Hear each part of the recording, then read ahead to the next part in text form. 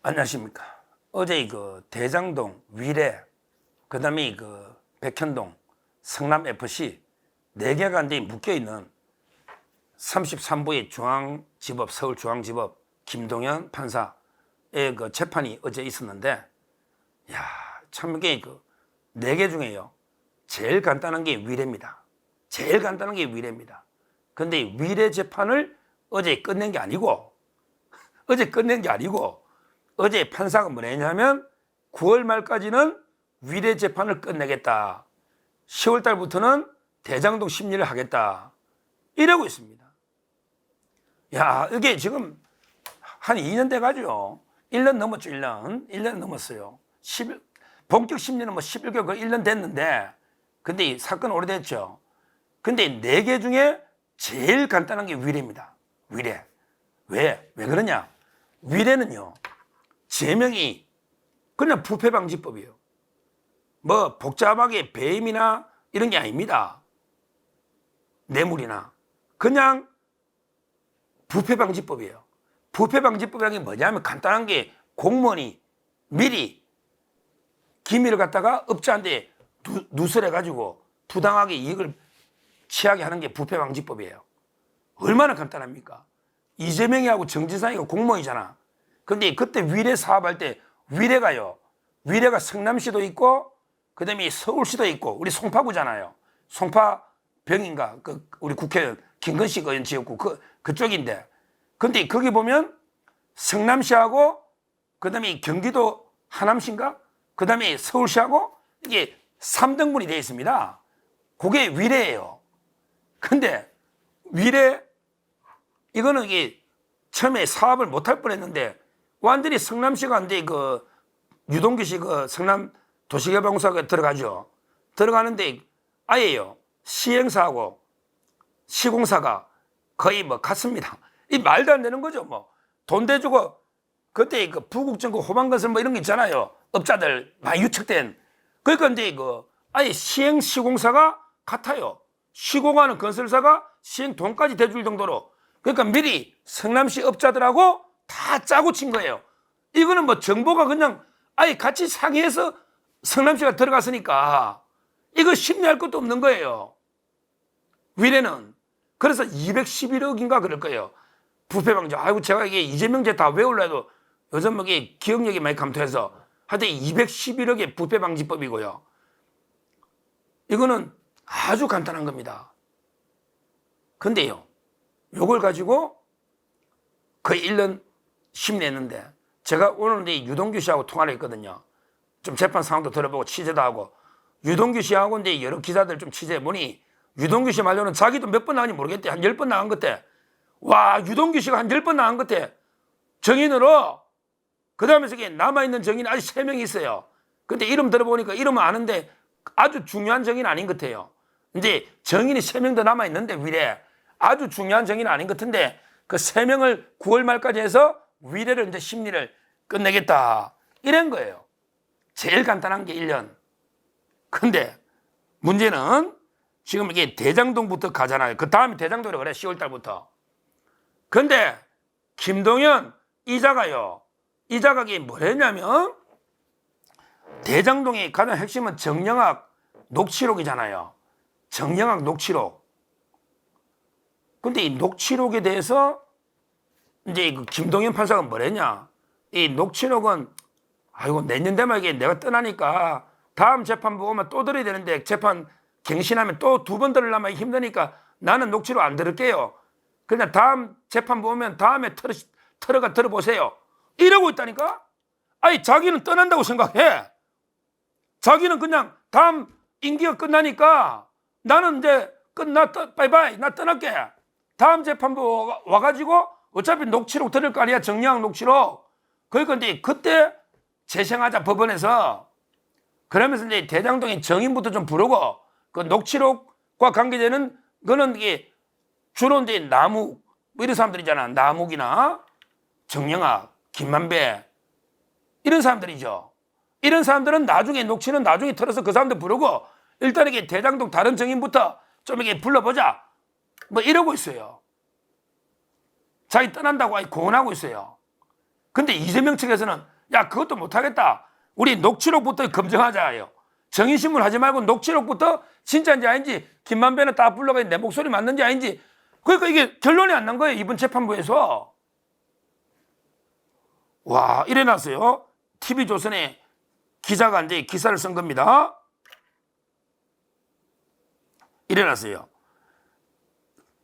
이재명 측은 이제 대장동 정의신문 하기 전에 대장동 정의신문에 앞서서 소위 정영학 녹취록 등 재판에 제출된 녹취 파일을 처음부터 끝까지 재생해서 검증하는 절차가 필요하다. 이거부터 하자는 거예요. 이재명 측은. 와, 그 녹취록 제가 이제 수원에서 신진우 부장한테 그 최윤길 의장하고 김만배 씨하고 제가 재판을 받았잖아요. 저도 1년 이상 고생했어요. 근데 그 녹취록을 다 틀었거든요. 저는 알아듣지도 못하겠어요. 정영학 말하고 막 김만배가 하는데 잘 알아듣지도 못하겠는데 이걸 이재명 측은 이걸 다 틀어가지고 진짜 녹음이 됐는지 조작됐는지 목소리 맞는지 이거부터 다 검증한 다음에 재판 정의심을 합시다. 이런 거예요. 그러니까 이제 그 김동연 판사가 아니 이번에 녹취를 다 들어가지고 또 검증했다가 내년에 재판부 변경으로 재판이 갱신되면 다음 재판부가 또 들이대니까 녹취록을 듣는 거는 내년으로 넘깁시다. 그 필요 없는 정의부터 합시다. 이래가지고 결론을 못 내리고 재판이 끝났다는 거예요. 이게 기사입니다. 와, 참 이게 그래서 있어놨잖아. 재판부와 변호인단 간의 합의점을 못 찾아가 구체적인 진행 절차는 추후에 정해진대. 추후에 또 정한대. 그래서 제가 오늘 그 유동규 씨하고 이제 그 통화를 했더니 유동규 씨 하는 말 제가 언제 끝날 것 같아요? 했더니 하는 말 변호사님 30년 걸립니다. 30년. 야, 내하고 생각이 똑같네. 제가 성남FC만 20년 걸린댔다. 성남FC만 20년 걸린댔다. 왜?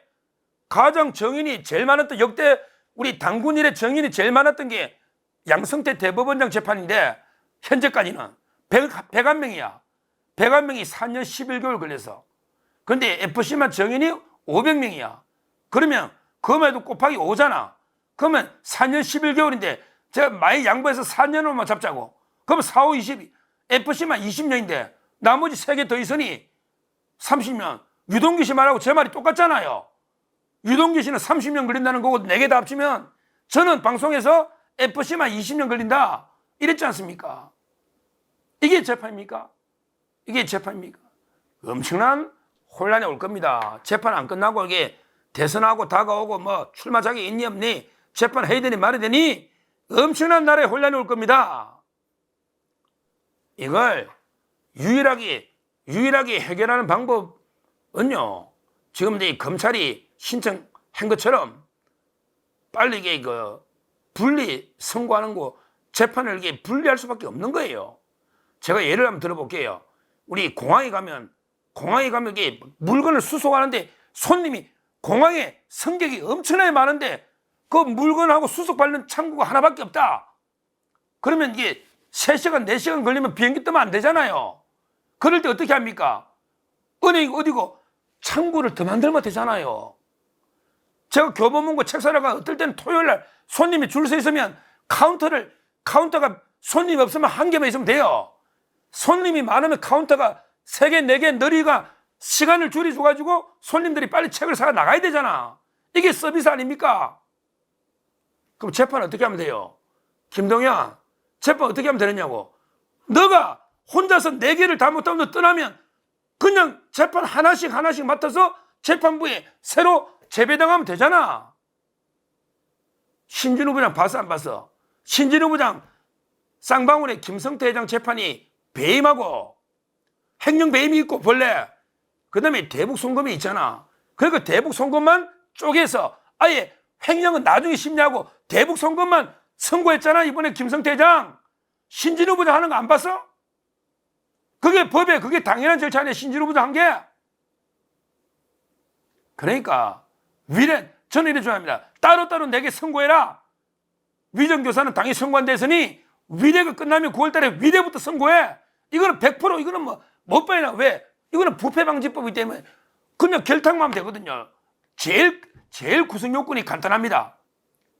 위례가 이거는 뭐 제일 간단합니다. 형량은 안 높아도 형량은 5년이 한데 제일 간단합니다. 위례가 211억 작은 돈 아니죠. 이걸 선고하나 말이지. 그 다음에 대장동 심리에 오고 따로 선고하고 그 다음에 아예 백현동이나 FC는 넘기라고. FC는 아예 성남으로 넘기라니까. 그 정인 다 있으니. 그 다음에 백현동은 김인섭이 했던 재판 보고 다 알고 있으니 그리 넘기라 말이지. 아니 혼자서 끝까지 들고 있으려고 고집을 왜 피우느냐고. 내년에 떠난다면서 자기가 재판을 안 하고 떠나. 시간만 끌어. 근데 남한테 나눠주진 않아. 야 놀부도 입마라고 하면 안 돼. 놀부도 김동인 너처럼 안 하겠다. 자기가 재판하지도 못하는 거 다 들고 있겠다는 게 검찰이 쪼개달라는데 빨리 쪼개주라고. 쪼갰다 붙였다 쪼개다 붙이고 흔한 일 아니야. 재판에 신진우 부장 다지면 흔한 일 아니야. 영장 때문에 잠깐 병합해도 다시 이게 수원으로 쌍방울 대부선을 보냈잖아. 흔한 일 아니냐고. 이게 불법이냐고. 불법이. 그게 상식이 맞지. 결국 제 주장은 위례 9월 만에 마치면 위례부터 선고해라 이거죠. 물론 이제 검찰의 요구는 위례하고 대장동을 먼저 해서 두 개를 선고해달라. 그 다음에 백현동 FC를 보내달라는 건데 저는 한 걸음 더 나아가서 위례부터 선고해라. 성격이 다르다. 위례부터. 그 다음에 뭐 대장동 있고 대장동 이렇게 그 다음에 두 개나 아예 다른 재판부로 보내라 이거지. 저는 안 보내면 이게 검찰에서 정식으로 분리 신청해서 대법원까지 이게 판결을 받아봐야 된다 봅니다. 이 버티는 김동인 판사 참 나쁜 판사입니다. 자기는 떠난다는데 자기는 선고도 못하면서 안 나눠주잖아. 사건을 나눠달라는데 그게 이재명 측에서는 자꾸 합치달라는 거는. 우리 이재명 측은 합치죠. 수원권도 합치죠. 근데 이건 대법원에 불어났잖아요. 이재명 눈치에 본다니까. 이재명 눈치만. 근데 상식선에서 내가 그랬잖아. 비행기 김동인 너도 외국 가봤을 거 아니야. 창구가 복잡하게 4개 밀려있으면 창구를 4개를 만들어서 각각 하나씩 재판하면 되잖아. 4개를 본인이 하지도 못하면서 이런 짓을 하고 있습니다. 저는 이재명 재판에 이게 30년 가면요. 나라에 이게 꼴이 뭐가 되겠습니까? 대혼란이 옵니다. 빨리 신속하게 심리 끝나는 대로 하나하나게 그 선고를 하는 게 원칙에 맞고 거기에 법례도 맞고 선례도 그렇지 않습니까? 신진우 부장 선례도 있고요. 이렇게 해야 된다.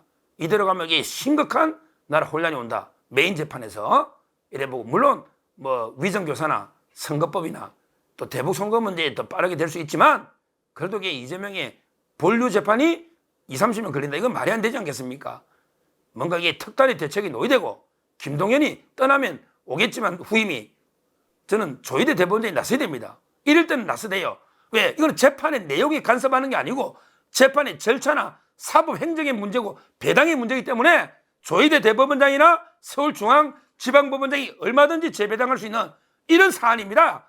이거는 판결의 결과에 개입하는 게 아니잖아요. 사법 행정의 문제이기 때문에 안 되면 조희대 대법원장이나 중앙지방법원장이 재배당이나 이런 절차를 통해 해결해야 된다. 해결해야 된다. 이걸 확실하게 말씀드리고 김동연은 이재명이 눈치만 보고 자기가 재판도 안 하면서 계속 4개 다 들고 있겠다. 이런 게 심보인데 이거는 정말로 그 부끄러운 일이다. 부끄러운 일이다. 떠나기 전에 빠르게 그 재배당을 해라. 이렇게 촉구를 합니다. 감사합니다.